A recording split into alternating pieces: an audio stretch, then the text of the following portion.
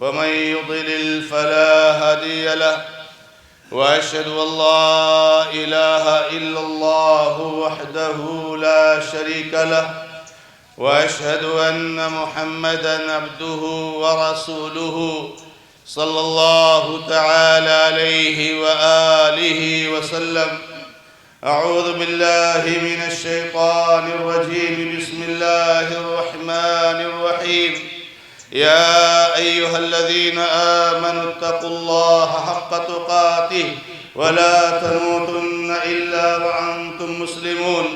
يا أيها الناس اتقوا ربكم الذي خلقكم من نفس واحدة وخلق منها زوجها وبث منهما رجالا كثيرا ونساء، واتقوا الله الذي تساءلون به والأرحام إن الله كان عليكم رقيبا.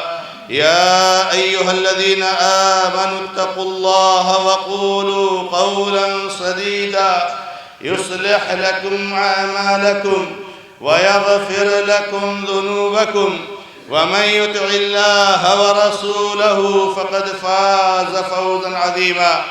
أما بعد، فإن أصدق الحديث كتاب الله، وخير الهدي هدي محمد صلى الله تعالى عليه وآله وسلم، وشر الأمور محدثاتها، وكل محدثة بدعة، وكل بدعة ضلالة، وكل ضلالة في النار.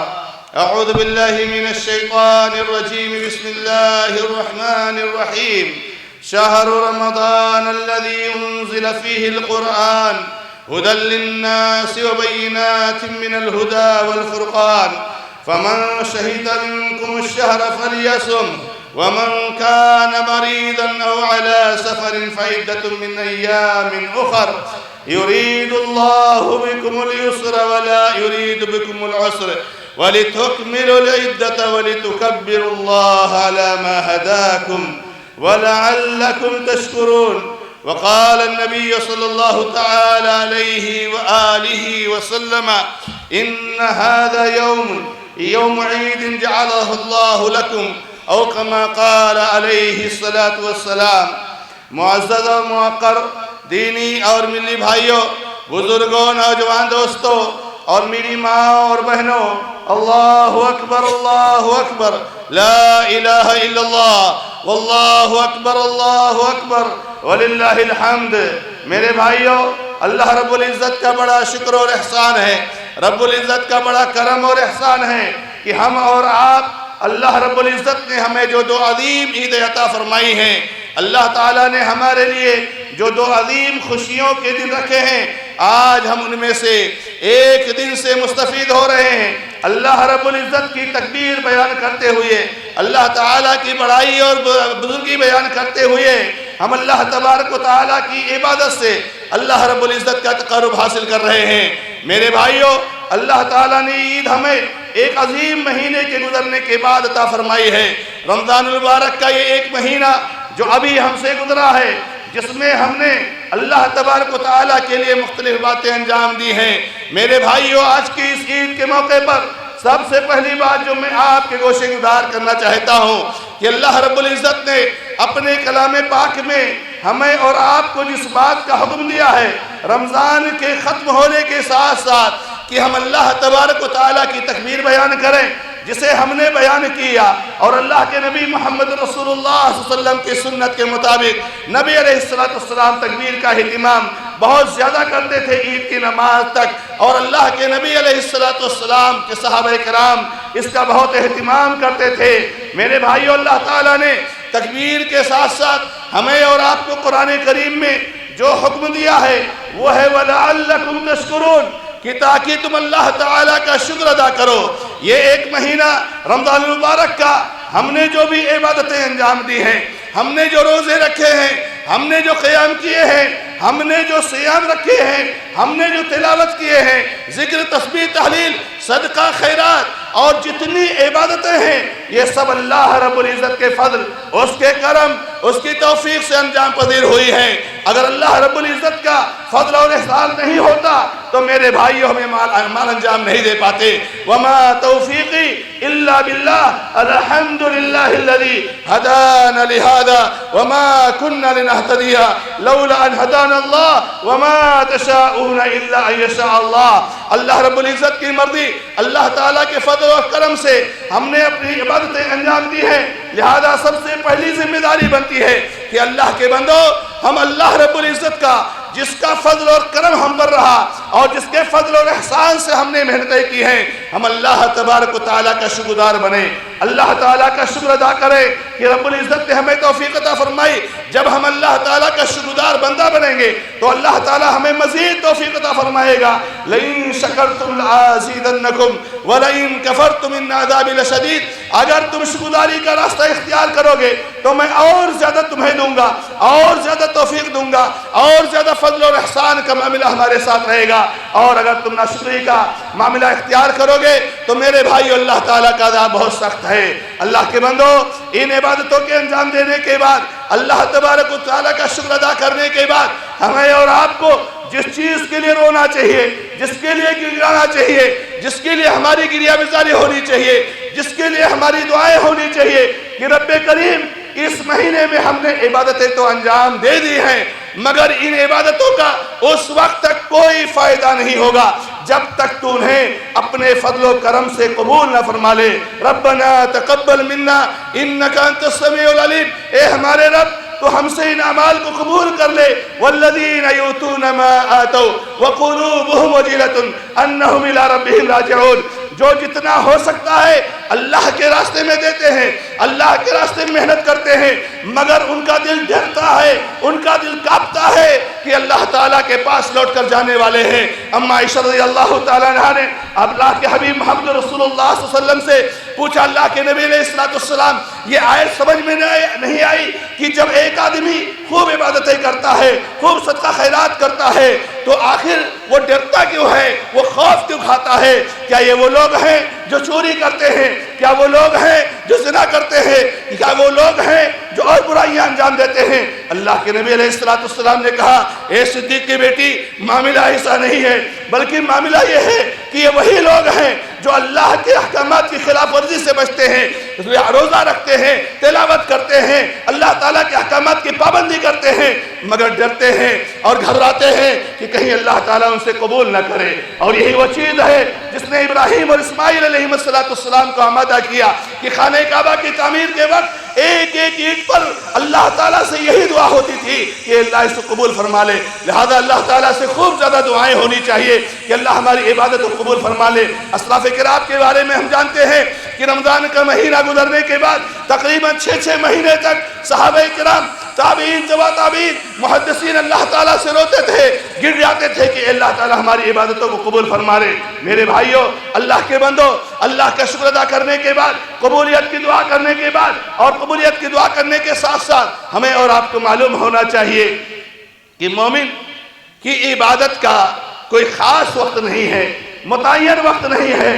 ایسا نہیں ہے کہ ہمیں رمضان میں اللہ کی عبادت کرنی ہے، ایسا نہیں ہے کہ ہمیں اللہ تعالیٰ کی عبادت ایام تشریق میں کرنی ہے، ایسا نہیں ہے کہ ہمیں اللہ تبارک و تعالیٰ کی عبادت کسی خاص اوقات میں کرنی ہے، بلکہ اللہ رب العزت نے فرمایا وَاعْبُدْ رَبَّكَ حَتَّى يَأْتِيَكَ الْيَقِينُ. اے اللہ کے حبیب نبی علیہ السلام کو مخاطب کر کے ہمیں اور آپ کو اللہ نے درس دیا کہ اپنے رب کی عبادت کرو جب تک کہ تمہیں موت نہ آ جائے. لہذا ہماری نماز، ہماری تلاوت، ہمارے ذکر و اذکار، صدقہ خیرات، تسبیح تحلیل، دعا، مناجات، توبہ، استغفار، یہ ہمارے مرتے دم تک جاری رہنا چاہیے. بہت بیوقوف ہیں وہ لوگ، بہت بیوقوف اور نادان ہیں ہمارے وہ بھائی جو مخصوص اوقات میں اللہ تعالیٰ کی عبادت کرتے ہیں اور اس کے بعد اللہ تعالیٰ کی عبادت سے منہ موڑ لیتے ہیں. اسلاف کرام نے کہا ہے بئس القوم الذین لا یعرفون اللہ الا فی رمضان.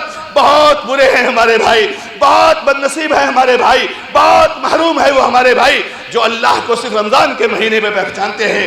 لہذا میرے بھائیوں، ہماری استقامت اختیار کرنا چاہیے، ثابت قدمی اختیار کرنی چاہیے۔ ہمارے نوافل میں کمی تو آ سکتی ہے، ہمارے نفلی باتوں میں تو کمی آ سکتی ہے، لیکن ہمارے فرائض میں کیسے کمی آ جائے؟ 5 وقتہ نمازیں ہم کیسے چھوڑ دیں؟ اللہ تعالیٰ کی عبادت سے ہم کیسے منہ موڑ لیں؟ میرے بھائیوں، استقامت کا راستہ اختیار کیجئے، اور یاد رکھیے ہم نے جو تکبیرات بلند کی ہیں، اللہ اکبر، لا الہ الا اللہ، کیا آپ نے تکبیرات کا معنی سمجھا ہے؟ اگر آپ نے سمجھا ہے تو آپ اللہ تعالیٰ کی عبادت نہیں چھوڑ سکتے ہو میرے بھائیوں۔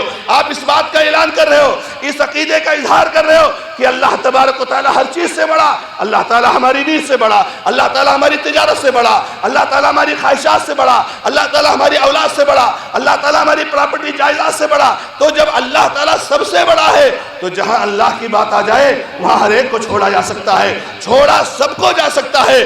اگر نہیں چھوڑا جا سکتا ہے تو صرف وہ ایک ذات ہے، وہ اور اللہ تبارک و تعالیٰ کی ذات ہے، اس کو کبھی نہیں چھوڑا جا سکتا ہے، اور اس کے لیے سب کو چھوڑا جا سکتا ہے۔ لہذا میرے بھائیوں، استقامت اختیار کرو، ثابت قدمی اختیار کرو۔ بہت ہی نادانی ہے، اللہ تبارک و تعالیٰ نے قرآن کریم میں بیان فرمایا ہے کہ اس خاتون کی طرح سے نہ ہو جاؤ، اس عورت کی طرح سے نہ ہو جاؤ جو اپنے سود کو کاٹتی ہے اور بہت بہترین سود کو جو ہے صاف کرتی ہے، کلیئر کرتی ہے، اور اس کے بعد اس سود کے ٹکڑے ٹکڑے کر جاتی ہے۔ کتنا خوبصورت آپ نے عمل کا جو ہے عمل کا الحمدللہ ذخیرہ جمع کیا ہے، کتنا خوبصورت آپ نے عمل کا نذرانہ اللہ تعالیٰ کو پیش کیا ہے، صیام کا، قیام کا۔ آپ نے ہاتھوں سے ان کو توڑو، آپ ان کے ہاتھوں سے ان کو برباد کرو، آپ نے ہاتھوں سے ان کو خراب کرو، تو میرے بھائیوں نادانی ہے۔ لہذا اللہ کے بندو، استقامت اختیار کرو، اور میرے بھائیوں یاد رکھو ہمارے دین کا بہت اہم جو ہے کیا نام ہے حکم ہے، اور ہمارے دین کا بہت اہم حصہ ہے، اور جس کے لیے ہم اور آپ یہاں پر جمع ہوئے ہیں، اور خاص اس کا مقصد ہے کہ ہمارے دلوں کا ایک دوسرے سے ملنا۔ جب ہم ایک مسلمان سے اپنے پیر کو ملاتے ہیں، اپنے کندھے کو ملاتے ہیں، تو ملتا تو ظاہری طور سے ہمارا کندھا ہے، ملتا تو ظاہری طور سے ہمارا پیر ہے، مگر اس کے ملنے کے ساتھ ساتھ ہمارا دل مل جاتا ہے۔ ہمارے دل میں کسی مسلمان کے تعلق سے کینہ کپٹ ہو، نفرت ہو، دشمنی ہو، میں ان بھائیوں کو للکارنا چاہتا ہوں، ان کو میں بھارنا چاہتا ہوں۔ میرے بھائی، آپ کے دل میں، آپ کے جسم میں کون سا دل ہے، آپ کے جسم میں کون سا کلیجہ ہے کہ آپ عید کے دن آئے ہو، عید منا رہے ہو، خوشی منا رہے ہو، اور آپ کے پڑوسی سے آپ کا جھگڑا چل رہا ہے، آپ نے قطع تعلق کیا ہو اپنے رشتہ داروں سے، اپنے رشتہ داروں سے آپ کی لڑائی چل رہی ہے، اپنے ماں باپ کو آپ تکلیف دیتے ہو، اپنے رشتہ داروں کو تکلیف دیتے ہو۔ میرے بھائیوں، کون سی عید ہے ہمارے لیے؟ کیا اسی چیز کی عید ہے؟ بہت خوشی ہوئی میں نے صبح ایک بھائی بہن کے بارے میں سنا، ہماری بہن نے کسی طریقے سے کسی سے کوئی بات ہو گئی تھی، معافی کی بات، اور خاص طور سے یہ بات کہ عید سے پہلے میں چاہتی ہوں کہ معافی مانگ لوں۔ ارے اللہ کے بندو، یہ کلیجہ اپنے اندر لاؤ کہ جن بھائیوں سے تعلقات اچھے نہیں ہیں، جن بھائیوں سے دشمنیاں ختم ہیں، میرے بھائیوں ان کی دشمنیوں کو ختم کر کے دوستی کو استوار کرو۔ کیا لے جاؤ گے اس دنیا سے؟ کتنی پراپرٹی جائے گی، کتنی جائیداد جائے گی، کتنا مال لے جاؤ گے؟ اللہ کے بندے، آنکھیں بند ہو گئی کہ وہی 2-3 چادریں اس میں لپیٹ کر کے اسی مٹی میں دفنا دیا جائے گا۔ اللہ کے بندو، اللہ کے لیے دلوں سے کینہ کپٹ کو دور کر لو۔ اللہ کے بندو، اس عید کے دن ہم ملتے تو ہیں، لوگوں سے مصافحہ کرتے ہیں، ہم تقبل اللہ منا منکم کہتے ہیں، لیکن اگر آپ مصافحہ کرتے ہو اور آپ کے دل میں اس بھائی کے تعلق سے کینہ کپٹ موجود ہے تو آپ نے اچھا نہیں کیا میرے بھائی۔ ملنے کے ساتھ ساتھ دل کو ملنا چاہیے، دل کو صاف ہونا چاہیے۔ کینہ کپٹ، دشمنی، نفرت، یاد رکھو میرے بھائیوں، ایمان کے ساتھ ایک دل میں جمع نہیں ہو سکتا۔ اللہ کے حبیب محمد رسول اللہ صلی اللہ علیہ وسلم نے ارشاد فرمایا ہے، شیئان لا یجتمعان فی قلب واحد، ایک دل میں 2 چیزیں جمع نہیں ہو سکتی ہیں، الایمان والغل، کینہ کپٹ، حسد، جلن، نفرت، یہ اور ایمان ایک دل میں جمع نہیں ہو سکتے۔ اگر آپ کے دل میں کسی مسلمان بھائی کے تعلق سے کینہ کپٹ ہے، معذرت کے ساتھ معاف کیجئے گا، آپ کے دل میں ایمان نہیں ہے۔ اگر آپ کے دل میں ایمان ہے تو خوش ہو جائیے کہ آپ کے دل میں کینہ کپٹ نہیں آ سکتا ہے، دشمنی نہیں آ سکتی ہے، نفرت نہیں آ سکتی ہے۔ لہذا میرے مسلمان بھائیوں، بہت مبارک دن ہے، جاؤ ان بھائیوں کے یہاں شیر خورما پیو میرے بھائیوں، ان کے پکوان سے مستفید ہو، لطف اندوز ہو، اور اپنی دشمنیوں کو بھلا دو میرے بھائیوں۔ ہمارے کتنے نوجوان ہوں گے، ہمارے کتنے بھائی ہوں گے جن سے ان کی ماں ناراض ہے، جن سے ان کا باپ ناراض ہے۔ ارے میرے نوجوان دوست، تیری زندگی کا فائدہ کیا ہے اور زندگی کا حاصل کیا ہے؟ اگر تمہاری ماں تم سے ناراض ہو جائے میرے بھائیوں، مسجد میں آتے ہو، نماز پڑھتے ہو، قیام کرتے ہو، تہجد پڑھتے ہو، تلاوت کرتے ہو اور آپ کہتے ہو کہ میں جنت چاہتا ہوں، ارے گھر میں جنت موجود ہے، ماں کے پیروں تلے جنت موجود ہے، اس جنت سے آپ منہ موڑتے ہو اور آپ آ کے کہتے ہو کہ میں قیام رمضان کر رہا ہوں جنت حاصل کرنے کے لیے۔ واللہ اگر جنت چاہیے تو اپنی ماں کے ساتھ اسے سلوک کرو، اپنے باپ کے ساتھ اسے سلوک کرو۔ جنت ماں کے پیروں تلے ہے تو باپ جنت کا پچھلا دروازہ ہے، اس کے بغیر آدمی جنت میں کیسے جا سکتا ہے میرے بھائیوں؟ اللہ کے بندو یاد رکھو، اسی کے ساتھ ساتھ ہمارے دین کا بہت بڑا حکم ہے۔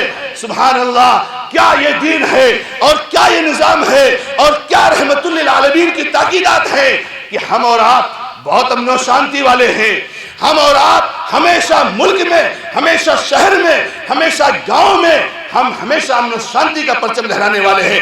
کبھی بھی ہماری وجہ سے کوئی فساد ہو جائے، کبھی بھی ہماری وجہ سے کوئی فتنہ ہو جائے، یہ مومن سے نہیں ہو سکتا ہے۔ ہم لوگ اس نبی کے ماننے والے ہیں جس نبی نے 13 سال تک مکہ میں کفار کی، دشمنوں کی ظلم کو برداشت کیا، مگر نبی نے کبھی اف تک نہیں کیا۔ اور جب اللہ تعالیٰ نے ان کو حکومت عطا فرمائی، مکہ پر غلبہ حاصل ہو گیا، فتح حاصل ہو گئی، اللہ کے نبی صلی اللہ علیہ وسلم کے سامنے آپ کے قاتلین، آپ کے صحابہ کے قاتلین، آپ کے خلاف سازشیں کرنے والے کھڑے ہیں، مگر محمد رسول اللہ صلی اللہ علیہ وسلم اعلان فرماتے ہیں کہ جاؤ تم سب لوگ آزاد ہو، تم سے کوئی سوال نہیں کیا جائے گا۔ آج ہمارے ملک میں ہم دیکھ رہے ہیں اور اس میں کوئی شک و شبہ نہیں ہے، اور میں حکومت اور دیگر ذمہ داروں سے بھی گزارش کروں گا کہ ملک میں جانبداری نہیں ہونی چاہیے، ملک میں کسی کے ساتھ ظلم نہیں ہونا چاہیے۔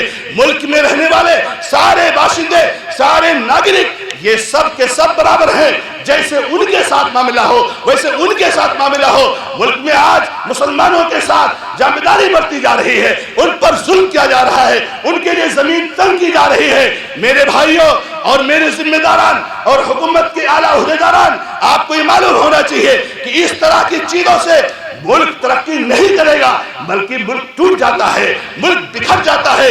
اس ملک کو ہم نے اور آپ نے مل کر کے، ہمارے بزرگوں نے، وہی ابوالکلام آزاد نے، وہی نہرو نے، وہی گاندھی نے، وہی دیگر لوگوں نے اس ملک کو انگریزوں سے، اس ملک کو گوروں سے اپنی جانوں کی قربانیاں دے کر کے آزاد کرائی ہیں۔ کیا منظر تھا، کیسے گنگا جمنی تہذیب تھی، کیا اخوت اور بھائی چارگی تھی، کیا رواداری تھی، کیا سماج میں ہم آہنگی تھی۔ ایک ہندو ایک مسلمان کا دوست ہوا کرتا تھا، ایک ہندو ایک مسلمان کا قریبی ہوا کرتا تھا، ایک کرسچن مسلمان کا دوست ہوا کرتا تھا، ایک مسلمان ایک کرسچن کا دوست ہوا کرتا تھا۔ یہ ماحول تھا، اس ماحول کو متاثر نہ کیا جائے، اور جہاں بھی جو بھی چیزیں ہوں انصاف کے ساتھ معاملہ کیا جائے۔ لیکن میرے نوجوان دوستوں اور میرے بھائیوں، آپ سے گزارش کروں گا کہ اگر کہیں ایسی کوئی چیزیں آئے بھی تو ہماری شریعت اجازت نہیں دیتی ہے کہ ہم قانون اپنے ہاتھ میں لیں، ہم فتنہ فساد کا ذریعہ بنے۔ ہم وہ لوگ ہیں جو ظلم سہ کر لیتے ہیں، برداشت کر لیتے ہیں، مگر ظلم نہیں کرتے ہیں۔ ہم مظلوم ہوتے ہیں، ظالم نہیں ہوتے ہیں۔ ہم کسی پر ظلم نہیں کریں گے، ظلم کو برداشت کر لیں گے۔ اس لیے نوجوانوں، بہت سمجھداری کی ضرورت ہے، بہت ہوش مندی کی ضرورت ہے۔ ہمارے نبی تو وہ نبی ہیں کہ جنہوں نے زندگی میں کسی پر تلوار نہیں اٹھایا، ہمارے نبی صلی اللہ علیہ وسلم نے کسی پر حملہ نہیں کیا۔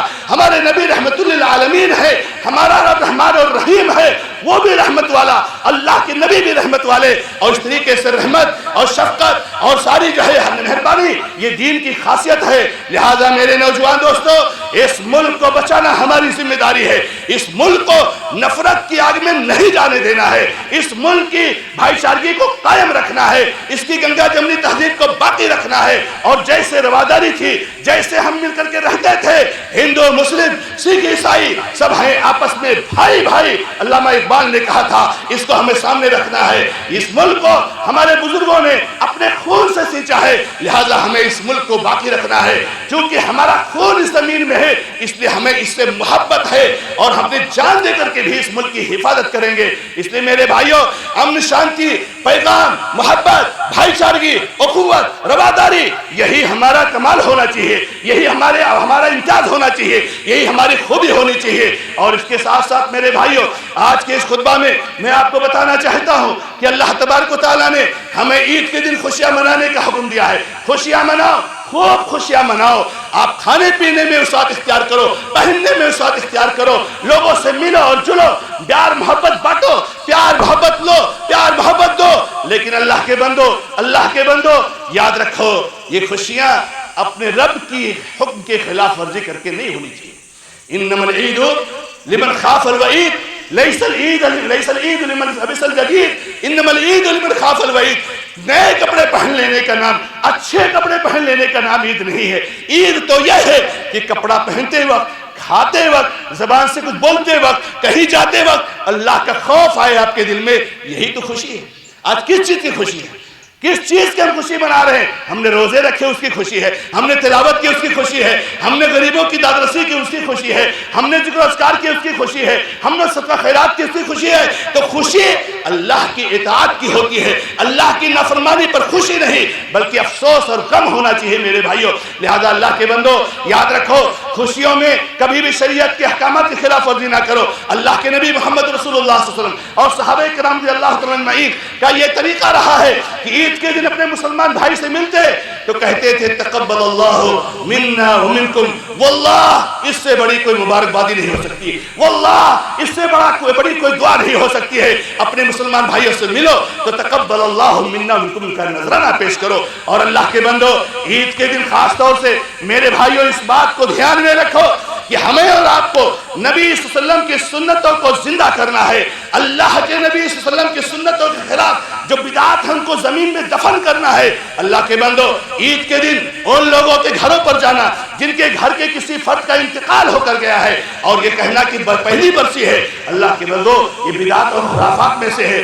آپ خاص طور سے عید کے دن کے گھر پر نہ جاؤ میرے بھائیوں. اللہ کے بندو عید کے دن خاص طور سے قبرستان جانا, قبرستان کی زیارت کرنا یہ بدعات و خرافات میں سے ہے. لہذا عید کے دن بھی اللہ کے دین میں ایجاد کی گئی بدعتوں سے بچو اور سنتوں سے اس کو جگمگاؤ, سنت سے اس کو مزین کرو, بدعات سے بچو میرے بھائیوں. اللہ کے بندو ہمیں اور آپ کو معلوم ہونا چاہیے کہ اللہ تبارک و تعالیٰ نے ہمیں عظیم دین عطا فرمایا ہے اور ہمیں عظیم مذہب عطا فرمایا ہے.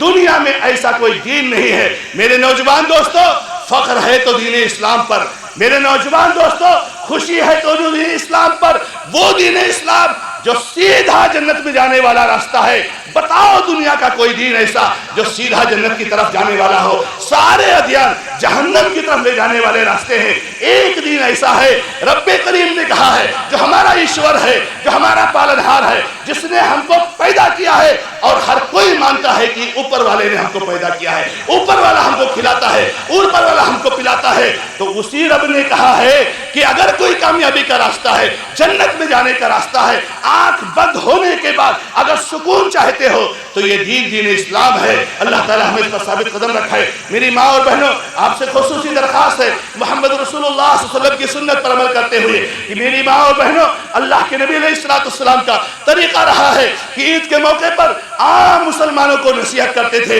وہیں پر ماں اور بہنوں کو خصوصیت کے ساتھ نصیحت کرتے تھے. اور نبی صلی اللہ علیہ وسلم کہا کرتے تھے کہ اے میری ماں اور بہنوں, اے خواتین تکثرن اللانا وتکفرن العشیر. اور کب کہا تھا آپ نے؟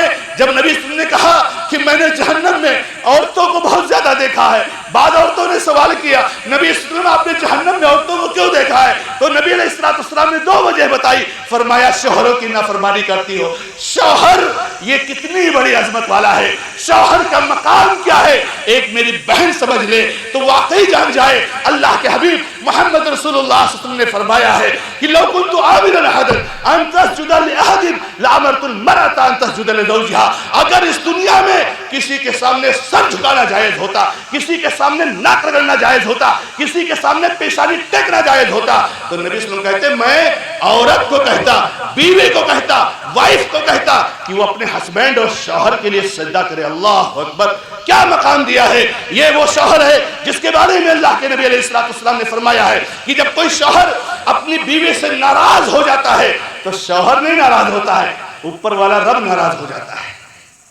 جب کوئی بیوی اپنے شوہر کی اجازت کے بغیر گھر سے نکل جاتی ہے، اس کی خوشی کے بغیر کوئی حرکت کرتی ہے تو فرشتے اس پر لعنت بھیجتے ہیں یہاں تک کہ اپنے گھر میں لوٹ آئے۔ میری ماں اور بہنوں، آپ کے لیے بہت بڑا ہے چیلنج۔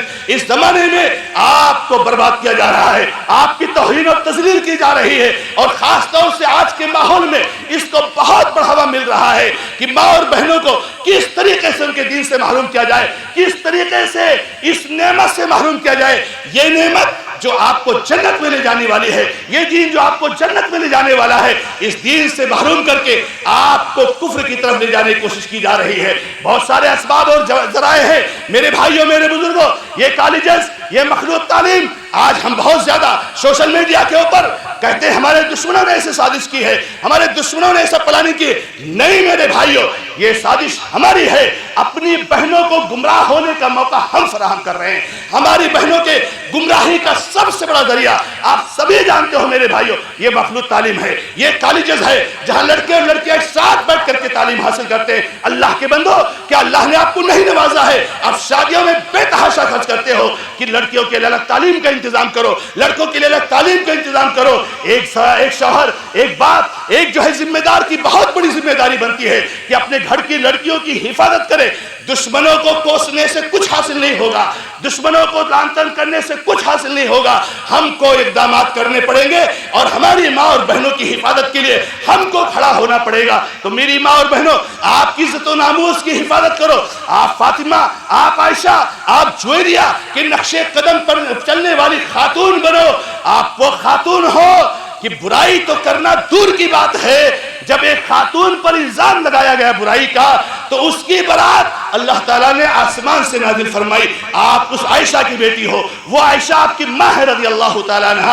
میری ماں اور بہنوں، دشمنوں کی سازش کو اور شیطان کے مکر و فریب کو سمجھنے کی کوشش کرو، اللہ رب العزت سے خوف کھاؤ۔ اور اللہ کے نبی علیہ السلام نے فرمایا، لعن طعن بہت کرتی ہو، پڑوسیوں سے گالی گلوچ، تان تشنی، رشتہ داروں سے لڑائی جھگڑا، ان سے لڑائی جھگڑا، بہنوں سے لڑائی جھگڑا۔ میری ماں اور بہنوں، زبان بہت پاکیزہ ہونی چاہیے، بہت پیاری زبان ہونی چاہیے آپ کی، بہت اچھی زبان ہونی چاہیے آپ کی۔ اس لیے ہمیشہ اس بات کا اہتمام کرو۔ اللہ کے بندو، عید کا دن بہت مبارک دن ہے، اللہ رب العزت سے خوب رو رو کر کے دعائیں کرنی چاہیے۔ اللہ تعالی ہماری دعا کو قبول فرمائے۔ اعوذ باللہ من الشیطان الرجیم، بسم اللہ الرحمن الرحیم، الحمدللہ رب العالمین، الرحمن الرحیم، مالک یوم الدین، ایاک نعبد و ایاک نستعین، اہدنا الصراط المستقیم، صراط الذین انعمت علیہم غیر المغضوب علیہم ولا الضالین، آمین۔ اللہم صلی علی محمد وعلى آل محمد كما صليت على إبراهيم وعلى آل إبراهيم إنك حميد مجيد، اللهم بارك على محمد وعلى آل محمد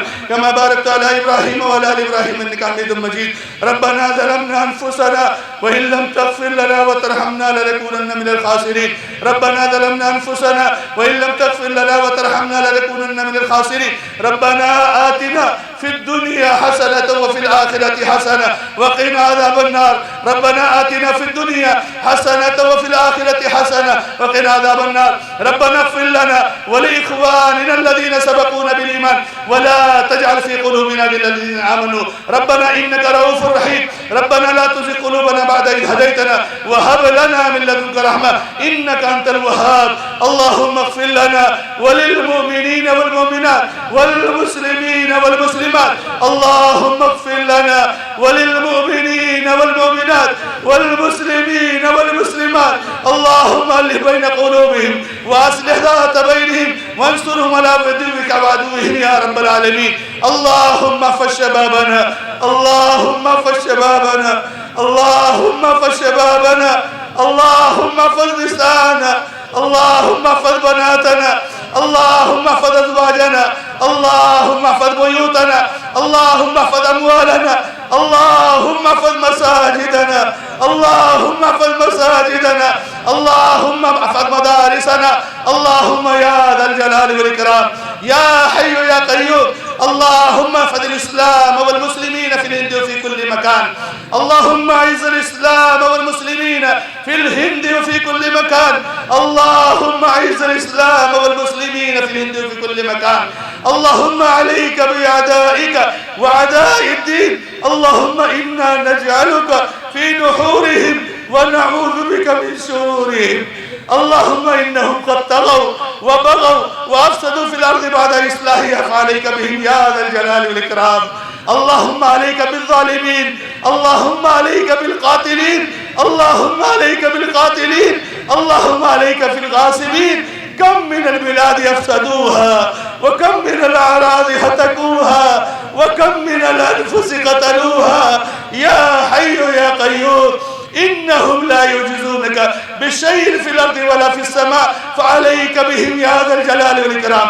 اللهم كن عليهم ولا تكن لهم. اللهم اجعل تدبيرهم يا رب العالمين. اللهم اجعل تدبيرهم يا رب العالمين يا خير الماكرين. اللهم يا ذا الجلال والإكرام. اللهم أنت الله لا إله إلا أنت الأحد الصمد الذي لم يلد ولم يولد ولم يكن له كفوا أحد. اللهم إنا نسألك بأسمائك الحسنى وصفاتك العليا. اللهم فص صيامنا، اللهم فص صيامنا، اللهم فص صيامنا، اللهم فص قيامنا، اللهم احفظ عبادتنا، اللهم احفظ عبادتنا. اللهم يا ذا الجلال والإكرام. اے اللہ تو ہمارے بزرگوں کی مغفرت فرما، اے اللہ ہمارے بزرگوں کی مغفرت فرما. اے اللہ ہمارے بزرگ اس دنیا سے رخصت ہو گئے ہیں، آج قبروں میں ہیں. اے اللہ ان کے قبر کو جنت کی کیاریوں میں سے کیاری بنا دے. اے اللہ بلا شک و شبہ ہم سب انسان ہیں، ہم سے بھی خطائیں ہوتی ہیں، ان سے بھی ہوئی ہوں گی. اے اللہ غفور اور غفار ہے، رحیم اور رحمان ہے، ان کے گناہوں کو معاف کر دے. تیری معافی کے محتاج ہے. اے رب العالمین کروٹ کروٹ نصیب فرما. اے اللہ تمہارے نوجوانوں کی حفاظت فرما. اے اللہ ہماری بیٹیوں کی حفاظت فرما. اے اللہ ہماری بہنوں کی حفاظت فرما. اے اللہ ہماری ماؤں کی حفاظت فرما. اے اللہ تو ہمیں سب کو سمجھداری عطا فرما. اے اللہ ہمیں اپنی ذمہ داری کو پورا کرنے کی توفیق عطا فرما. اے اللہ ہماری غلطیوں کو درگزر فرما. اے اللہ ہمارے گناہوں کو معاف فرما. ربنا اغفر لنا ذنوبنا واسرافنا في امرنا وثبت اقدامنا وانصرنا على القوم الكافرين. ربنا آتنا من لدنك رحمة وهيئ لنا من امرنا رشدا. اللهم احفظ بلاد الحرمين الشريفين، اللهم احفظ بلاد الحرمين الشريفين، اللهم احفظ بلاد الحرمين الشريفين. اللهم انجِ المسجد الاقصى من اليهود الغاصبين المتنجسين. اے اللہ مسجد اقصی کو ناپاک یہودیوں سے آزاد کر دے. اے اللہ مسجد اقصی کو ناپاک یہودیوں کے پنجوں سے آزاد کر دے. اے اللہ یہ ناپاک قوم اس مسجد کو ناپاک کر رہی ہے. اے رب العزت میں تیرے جلال کا حوالہ دیتا ہوں، تیرے غفار اور تیرے قہار کا حوالہ دیتا ہوں. اے اللہ ان یہودیوں کو اس مسجد اقصی سے دور کر دے. اے اللہ اس مبارک مسجد سے ان سے پاک کر دے. اے اللہ ہماری حفاظت فرما. اے اللہ ہمارے ملک کا جو ماحول ہے، اے اللہ اس کے اتحاد و اتفاق کو واپس لے آ. اللہ اے اللہ اس کے امن و شانتی کو واپس لے آ. یہ اللہ یہ ایسا ملک ہے جس کی پوری دنیا میں مثال دی جاتی تھی. آج کچھ پسند سالس عناصر نے، کچھ فاشسٹ طاقتوں نے اس ملک کو برباد کرنے کی کوشش کی ہے. اے اللہ یہ پورا مجمع تجھ سے سوال کر رہا ہے کہ اس ملک میں ہماری حفاظت فرما، سارے باشندوں کی حفاظت فرما، ہمارے ملک کی حفاظت فرما، ہمارے بہنوں کی عزت و ناموس کی حفاظت فرما. اے اللہ تو ہمارے اوپر بہتر لوگوں کو والی بنا. اے اللہ ہمارے اوپر بہتر لوگوں کو حاکم بنا. اے اللہ غاصب اور ظالم لوگوں کو تو زمین کے اندر دھسا دے. اے اللہ ان کے شر سے ہماری حفاظت فرما. اے اللہ ہم کو معلوم ہے کہ ظلم کی عمر بہت چھوٹی ہوتی ہے. بہت ظلم ہو گیا ہے، بہت ظلم ہو گیا ہے. سرے عام گولیاں ماری جا رہی ہیں، تلوار مارے جا رہے ہیں، مساجد کو ناپاک کیا جا رہا ہے، مدارس کو ڈھایا جا رہا ہے، گھروں کو گرایا جا رہا ہے، لوگوں کو قتل کیا جا رہا ہے. اے اللہ اس ملک کی زمین میں یہ سب چیزیں نہیں دیکھی تھی. رب العزت ہم اپنے روزے سے، اپنے قیام سے، اپنے توبہ استغفار سے، اپنے صدقہ خیرات سے تجھ سے سوال کرتے ہیں، تجھ سے بھیک مانگتے ہیں کہ اس ملک کے امن و شانتی کو واپس لے آ. اے اللہ اس ملک کے امن و شانتی کو واپس لے آ. اس ملک میں ہر باشندے کی حفاظت فرما. اے اللہ اس ملک کی حفاظت فرما. اے اللہ اس ملک کی حفاظت فرما. یہ ملک جس کو سونے کی چڑیا کہا جاتا تھا، اس ملک کو دشمنوں نے برباد کر دیا ہے. اے اللہ ظلم بہت ہو گیا ہے، ظلم بہت ہو گیا ہے، تو ظالموں سے بہتر بدلہ لینے والا ہے۔ اے اللہ تو ہماری طرف سے ان کے لیے کافی ہو جا۔ اے اللہ ہمیں ان کے شر سے بچا لے۔ اے اللہ ہمارے ملک کی حفاظت فرما، ہماری مسجدوں کی حفاظت فرما، ہمارے مدارس کی حفاظت فرما، اور اس ملک میں رہنے والے سارے لوگوں کو اتحاد اتفاق کے ساتھ رہنے کی توفیق عطا فرما۔ اے اللہ تو نے کہا ہے لا اکراہ فی الدین، دین میں کوئی زبردستی نہیں ہے، مگر اس اسلام پر، اس دین پر یہ الزام لگایا جاتا ہے کہ دین زور زبردستی سے پھیلا ہے۔ اے اللہ ہم کو ان کے شکوک و شبہات سے بچا لے، ان کے اعتراضات سے بچا لے۔ اے اللہ جوگ در جوگ تیرے دین کی طرف لوگ آ رہے ہیں، ان سب کو ثابت قدمی عطا فرما۔ اے اللہ اور زیادہ لوگوں کو ہدایت کی توفیق عطا فرما، سارے انسانوں کو ہدایت کی توفیق عطا فرما۔ اے اللہ ظالموں کو اپنے ظلم سے توبہ کرنے کی توفیق عطا فرما۔ اے اللہ ہمارے گاؤں کے اتحاد و اتفاق کو تو قائم رکھ۔ اے اللہ ہمارے بزرگوں نے بڑی قربانیاں دے کر کے آج جبکہ انتشار ہے، خرفشار ہے، مگر ہمارا اتنا بڑا گاؤں جو ایک قصبہ ہے رب العزت، ہمارے بزرگوں نے بڑی قربانیاں دے کر کے اس کے شیرازہ کو بچایا ہے، اس کے اتحاد و اتفاق کو بچایا ہے۔ اے اللہ ہم سب کو متحد ہو کر کے، متفق ہو کر کے زندگی گزارنے کی توفیق عطا فرما۔ اے اللہ ہمارے جماعتی نظام کو اور مستحکم بنا، اور مضبوط بنا، اور تو ہمیں بہتر سے بہتر فیصلہ کرنے کی توفیق عطا فرما۔ اے اللہ تمام ذمہ داران کو، تمام عہدیداران کو، تمام احباب کو ہر اس فیصلے سے تو بچا لے جس میں دین کے لیے، ملک کے لیے، قوم کے لیے کسی طرح سے شر اور فساد ہو تو ہمارے لیے ہو جا، ہمارا مددگار ہو جا، ہمارا والی ہو جا، ہمارا ناصر ہو جا۔ اللہم انصرنا علی الکافرین، اللہم انصرنا علی الکافرین، اللہم انصرنا علی الکافرین۔ اقول قولی ھذا واستغفر اللہ لکم ولسائر المسلمین۔ میرے بھائیوں اسی کے ساتھ ساتھ ایک بات کی طرف توجہ دلانا چاہوں گا۔ اللہ کے بندو رمضان ختم ہو گیا لیکن شوال کے روزوں کو مت بھولیے گا۔ شوال کے 6 روزے کا ضرور اہتمام کیجئے۔ محمد رسول اللہ صلی اللہ علیہ وسلم نے فرمایا ہے من صام رمضان ثم اتبعہ ستا من شوال کان کصیام الدہر۔ رمضان کے روزے رکھ کر کے 6 دن شوال کے روزے رکھیے، پوری زمانہ روزہ رکھنے کے برابر ہے۔ اللہ تعالی ہم کو کہنے سننے سے عمل کرنے کی توفیق عطا فرمائے۔ اقول قولی ھذا واستغفر اللہ لی ولکم سائر المسلمین فاستغفروہ انہ هو الغفور الرحیم والحمد للہ رب العالمین وصلی اللہ علی محمد وسلم تسلیما کثیرا۔